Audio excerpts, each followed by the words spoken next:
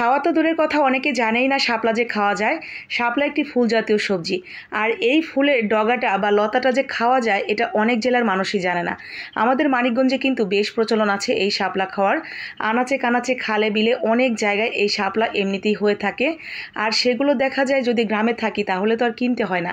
তো এখানে যেহেতু কিনেই খেতে হবে, কারণ ওঠানোর মতো কোনো অপশন নেই। তো আজকে আমি শাপলা রান্না করব ছোট মাছ দিয়ে। তো বাজার থেকে এক আটি শাপলা নিয়ে আসলাম 20 টাকা দিয়ে। এখন চলে যাব মাছ কেনার জন্য। চলে আসলাম মাছের বাজারে।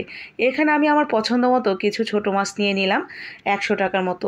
তো 100 টাকা মানে 250 গ্রাম, তো 400 টাকা কেজি। এই ছোট মাছ থেকে আমি 250 গ্রাম নিয়ে নিয়েছি। ছোট মাছ খুব বেশি করে নিলে বাসায় এসে কাটাকাটি করতে অনেক ঝামেলা।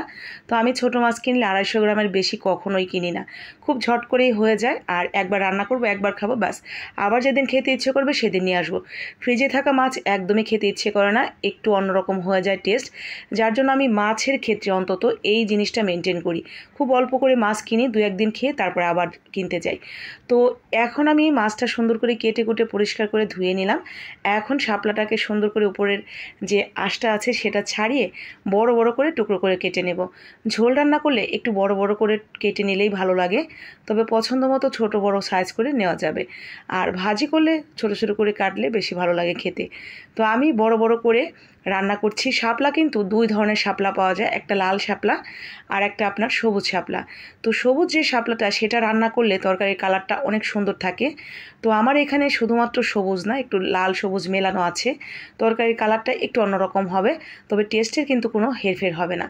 শাপলাটা পরিষ্কার করে ধুয়ে নিয়ে এরপরে এখানে আমি 3টার মতো রসুনের কোয়া আর স্বাদ অনুযায়ী কাঁচামরিচ একটু হালকা সেকে এটাকে গরম করে নিয়েছি। এতে করে তরকারির ঘ্রাণটা খুব ভালো আসবে। এর সাথে কিছুটা পেঁয়াজ দিয়ে মিহি করে বেটে রেখে দিলাম। আর এইখানে ছোটো মাছের সাথে লবণ, হলুদ আর মরিচের গুঁড়া দিয়ে সুন্দর করে মেখে এগুলোকে একটু ভেজে নেব।